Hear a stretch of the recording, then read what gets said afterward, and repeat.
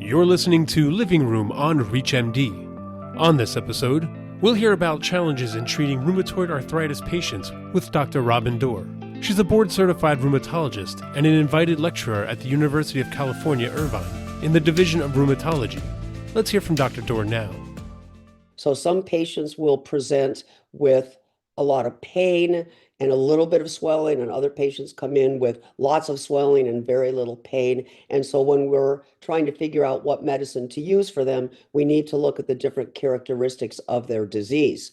So if a patient has difficulty breathing, maybe their lungs are affected by their rheumatoid arthritis. If they have a rash, maybe they have a vasculitis related to their rheumatoid arthritis. So because the presentation is so different, that makes it difficult because there's no one treatment for all. The other problem is that patients come in with a pre-existing bias. And so that they'll say, oh, I don't want to take that thing that I see advertised on TV.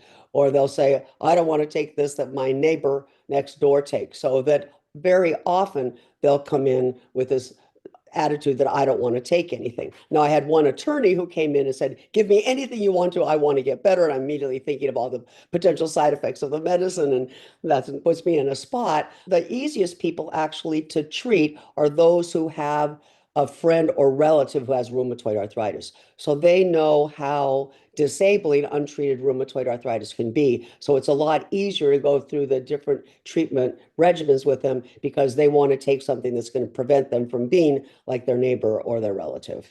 I talk to patients about the fact that in life, everything has a risk or a benefit. So when I'm talking to them about potential treatments, that's really what I start out with. So we start out with the risk benefit, and then we talk about, well, rheumatoid arthritis can actually cause an early death because it can cause coronary heart disease.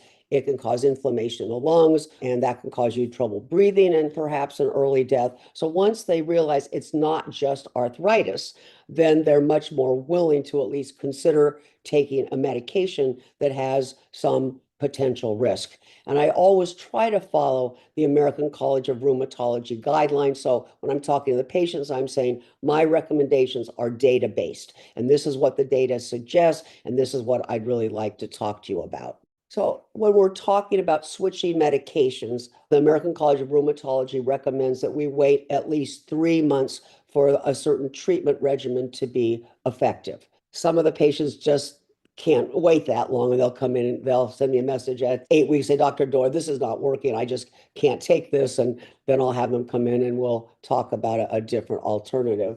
But what the American College of Rheumatology says is after a 3-month period of time, the patient hasn't gone from either high disease activity to moderate disease activity or moderate disease activity to low disease activity, then we're supposed to talk to them about changing medications. Now, certainly if a patient has an adverse event from a medicine, then we change them right away. But otherwise, I'm going to wait that 8 to 12 weeks. And again, talk to them about how my recommendations are data-based. And the American College of Rheumatology says if they're on this drug and it hasn't worked, to go to a drug in a different class. Now, sometimes the patients don't want to change. So they'll have gone from high disease activity to moderate disease activity, and they're so much better. And so my conversation has to be, but you could be even better. And I know it's risky. There's no guarantee that treatment will work, but I want you to think about changing to a different class of medicine that hopefully will work better. And some of them say, I'm happy with the way that I am. I said, well, let's revisit that next time you come in. So it's an ongoing conversation. That was Dr. Robin Dore talking about difficulties in managing patients with rheumatoid arthritis. To access this and other episodes in our series, visit Living Room on ReachMD.com, where you can be part of the knowledge. Thanks for listening.